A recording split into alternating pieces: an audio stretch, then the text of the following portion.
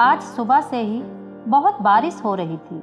मैं ऑफिस जाने को तैयार हो ही रहा था कि अचानक सुधा की जोर से चीख सुनाई पड़ी। वह बेहोश होकर जमीन पर गिर पड़ी थी। जल्दी जल्दी मैंने उसे उठाया और मुंह पर पानी के छींटे दिए। उसे होश आ गया, पर उसका शरीर बुखार से तप रहा था। कितनी बार कहा है अपना ख्याल रखा करो, देखो क्या हाल बना रखा है। अगर मेरी बात मान लोगी तो क्या बिगड़ जाएगा तुम्हारा। मैं गुस्से में बड़बड़ा रहा था। सुधा की हालत कुछ दिनों से खराब थी। उसे बार बार बुखार आ रहा था। मैंने डॉक्टर को भी दिखाया था, पर न जाने क्यों उसकी तबीयत ठीक नहीं हो रही थी। आज मेरी इतनी ज़रूरी मीटिंग है और फिर डॉक्टर का चक्कर लगवा दूंगी। मुझे गुस्सा आ रहा था।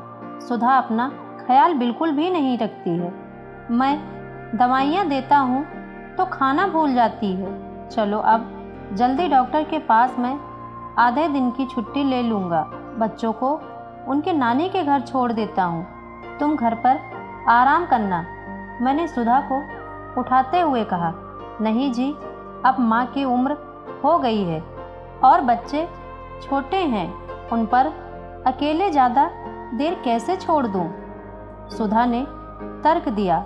मुझे पता था कि वह कुछ ऐसा ही बोलेगी और उसकी ये बात मुझे और गुस्सा दिला देती है। अच्छा तो तुम आओ, मैं कार में तुम्हारा इंतज़ार कर रहा हूँ। मैं जाकर कार में सुधा का इंतज़ार करने लगा। मुझे पता था कि कुछ नहीं करते हुए भी उसे 10 मिनट तो लगेंगे ही। इन्हें एडमिट करना होगा, डेंगू भी हो सकता है, ये बहुत कमज़ोर दिखती हैं। डॉक्टर ने पर्चा लिखते हुए कहा। क्या? मैंने आश्चर्य से पूछा। एडमिट करना होगा? डॉक्टर ने उसी शांत स्वर में अपनी बात दोहराई। मगर देखिए, हम कोई रिस्क नहीं ले सकते। आप लोग बाहर वेट कीजिए, मैं इनके एडमिट होने की तैयारी करवाकर आपको बता दूंगा। मेरी बात काटते हुए डॉक्टर ने कहा। मैं अब भी गुस्से में था। मुझे मीटिंग कैंसिल करनी होगी। अगर सुधा ने अपना ख्याल रखा होता तो शायद ये सब नहीं होता। मैं बच्चों को नानी के पास छोड़ आता हूँ। तुम यहाँ रहोगी तो उनका ख्याल कौन रखेगा? कुछ ज़रूरी हो तो मुझे फ़ोन पर बता देना।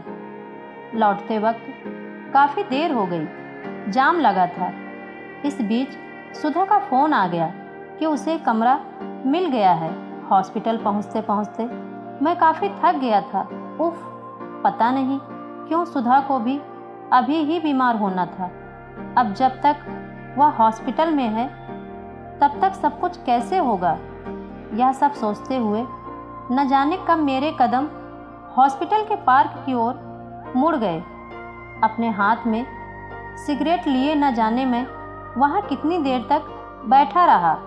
अंधेरा हो चुका था। तभी कोई मेरे बगल में आ बैठा। मैंने उसे आते नहीं देखा, पर मेरी नज़र उस पर पड़ी तो देखा कि वह भी मुझे देख रहा है। वह मुस्कुरा दिया। मैंने हल्के से सर हिला दिया। देखने में वह आदमी बड़ा अमीर मालूम पड़ रहा था, पर यूं ही किसी से बात करने की भी आदत नहीं थी मुझे। बड़े परेशान दिख रहे हो, उस अजनबी ने बात आगे बढ़ाने की कोशिश की। मैंने बात ख़त्म करने की कोशिश की। मैं अभी किसी से भी बात करने के मूड में नहीं था। कोई अपना एडमिट है? उसने कोशिश जारी रखी। हाँ, मैंने उसे टालते हुए जवाब दिया। मैं तो यहाँ 3 साल से आ रहा हूँ। उसकी बात सुनकर मैं चकरा गया। मैं यहाँ एक दिन में पागल सा हो गया हूँ और ये इतनी शांति से बैठा है, मजाक कर रहा है या बेवकूफ़ बना रहा है। कहीं किसी गैंग का मेंबर तो नहीं? मैं सोचने लगा। मेरा नाम तुम जो भी सोच रहे हो वह सब गलत है। मेरा कोई अपना रूम नंबर 416 में है। मेरा नाम रोशन कुमार। और आपका? जैसे उसने मेरे दिमाग को पढ़ लिया हो। मैं विजय राज। आप इतने गुस्से में क्यों हैं विजय जी? उसने बड़े अपनेपन से पूछा। कुछ नहीं, मैं अभी भी किसी तरह की जान पहचान से बचना चाहता था। आखिर किसी अजनबी से कुछ भी बोलने से क्या फ़ायदा, और मेरा नुकसान हो गया सो अलग। अब मुझे छुट्टियां लेनी होंगी, हॉस्पिटल के चक्कर लगाने पड़ेंगे, बच्चों को देखना होगा और 2 महीने का बजट फिर से बनाना होगा। इस अमीर से दिखने वाले के पास इतनी परेशानियां तो नहीं होंगी, इसीलिए यहाँ बैठे बैठे दूसरों का टाइम बर्बाद कर रहा है। मुझे चलना चाहिए। मैं बोलते हुए उठकर सुधा के कमरे की तरफ चल पड़ा। सुधा बेड पर सोई हुई थी। उसका शरीर कमज़ोर और चेहरा काला पड़ गया था। आहट सुनते ही वह मेरी तरफ देखने लगी। बच्चे ठीक हैं, मैंने उसके पूछने से पहले ही बता दिया। और तुम? उसने धीमे से पूछा। तुम अपना ख्याल रखो, मैं अपना रख लूँगा। यहाँ स्टाफ बहुत अच्छे हैं, तुम्हें फ़िक्र करने की ज़रूरत नहीं। तुम चाहो तो घर जा सकते हो। नहीं, मैं यहीं रुक रहा हूँ। रात में सुधा के सोने के बाद मैं न जाने क्यों फिर उसी पार्क की ओर चल पड़ा। तुम फिर आ गए। एक जानी पहचानी सी आवाज़ आई। मैंने मुड़कर देखा तो उसी इंसान को अपने पीछे खड़ा देखा जिससे मैं कुछ देर पहले मिला था।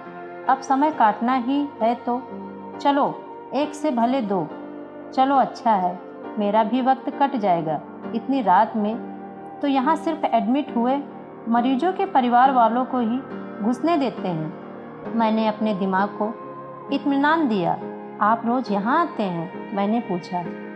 3 साल से तो रोज़ ही आ रहा हूँ। आपको कितने दिन की ड्यूटी मिली है? मुस्कुराते हुए पूछा। 3-4 दिन। खुशकिस्मत हो। क्या खाक खुशकिस्मत हो? मेरी नौकरी छूट सकती है, सैलरी कटेगी, घर में सब अस्त व्यस्त, और वह भी सिर्फ इसीलिए कि मेरी बीवी अपना ख्याल नहीं रख सकती। मैं झुंझुलाहट में एक ही सांस में बोल गया। तुम्हारा ख्याल कौन रखता है? उसने पूछा। सुधा मेरी बीवी। फिर तुम उसका ख्याल क्यों नहीं रखते?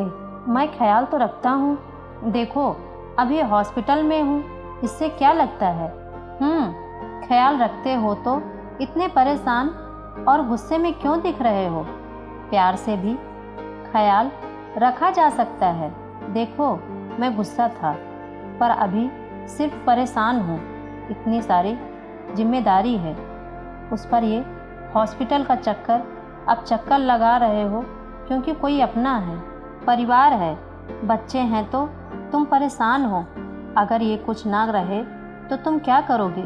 किसी अजनबी से ऐसी बातें सुनना मेरे लिए कुछ अजीब था। मुझे थोड़ा बुरा लग रहा था। बेकार ही मैंने उससे बात की। मैं चुप होकर बैठ गया। मुझे चुप देख वह भी थोड़ी देर चुप रहा, लेकिन उसने फिर अपनी बात आगे बढ़ाई। संभवतः तुम्हें मेरी बातें अच्छी ना लगे, पर तुम कभी अकेले में बैठकर सोचना। आज तुम्हारी बीवी बीमार है। तुम्हें ये पता है कि वह वापस आएगी। तुम्हारा घर है, बच्चे हैं, पर अगर एक दिन तुम सुबह उठो और तुम इस दुनिया में पूरे अकेले हो, तो क्या तुम्हारी नौकरी या पैसे तुम्हें प्यार और परिवार दे पाएंगे? आज तुम्हारी बीवी बीमार है, कल तुम भी हो सकते हो, पर बस एक चीज़ का अंतर होगा, वह कभी तुम्हें किसी और चीज़ के सामने नहीं रखेगी। तुम और सिर्फ तुम ही उसके लिए दुनिया में सबसे ज़रूरी होगे, है ना? उसके चेहरे पर एक अजीब सा शून्य तैर रहा था। उसकी वह उदास आंखें मेरी आत्मा तक देख रही थी। उसके इस सवाल को सुन मैं कुछ बोल नहीं पाया। मुझे पता था कि वह जो भी बोल रहा है सब सच है। मैं अपने परिवार को भले ही वक्त न दे पाऊँ, पर मैं अपनी बीवी और बच्चों के बिना इस दुनिया के बारे में सोच भी नहीं सकता। उसके इस सवाल ने मुझे झकझोर कर रख दिया। आपसे बात करके मुझे बहुत अच्छा लगा, पर अब मुझे चलना चाहिए। आपकी बातें मुझे भले ही कड़वी लगी हों, पर आपकी सारी बातें बिल्कुल सच हैं। मैं अपनी बीवी से बहुत प्यार करता हूँ। आपसे फिर मिलूँगा, कहते हुए मैं आगे बढ़ चला। तभी मुझे याद आया कि मैंने उसके बारे में तो कुछ पूछा ही नहीं, बस अपने में ही लगा रहा, और मुझे उससे थैंक्स भी बोलना चाहिए था। मैं पीछे मुड़ा तो वह जा चुका था। कोई बात नहीं, कल मिलेगा तो ज़रूर बोल दूंगा। मैं सुधा के पास गया, देखा वह जाग रही है। तुम जल्दी ठीक हो जाओगी, मैंने उसको बड़े प्यार से कहा। मैं उससे ज़्यादा अपने आप को समझा रहा था। मुझे पता था कि सुधा के बिना मेरी ज़िंदगी कितनी अकेली है। वह मेरी ज़िंदगी का हिस्सा ही नहीं, पूरी मेरी ज़िंदगी है। कभी कभी ये एहसास कोई अजनबी दिला जाता है कि आप अपनी ज़िंदगी से कितनी दूर चले गए हैं। मैं सुबह ही बच्चों को ले आऊँगा और मैंने छुट्टी भी ले ली है। तुम ठीक हो जाओ बस। सुधा चुप थी, पर मैंने उसके चेहरे पर अचानक ही एक नई चमक देखी। मैं कल ही ठीक हो जाऊंगी, आप देख लेना, उसने मुस्कुराते हुए कहा। दूसरे दिन सच में सुधा पहले से बेहतर थी। डॉक्टर ने उसे घर जाने की अनुमति भी दे दी। अब मैं अपने उस एक रात के दोस्त को थैंक्स बोलना चाहता था।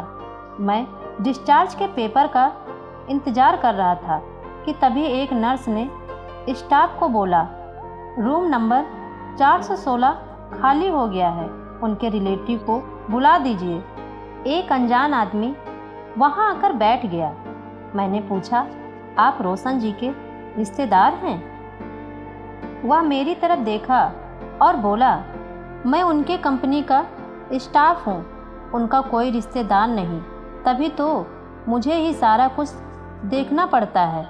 देखो, अब उनकी बॉडी भी मुझे ही ले जानी होगी।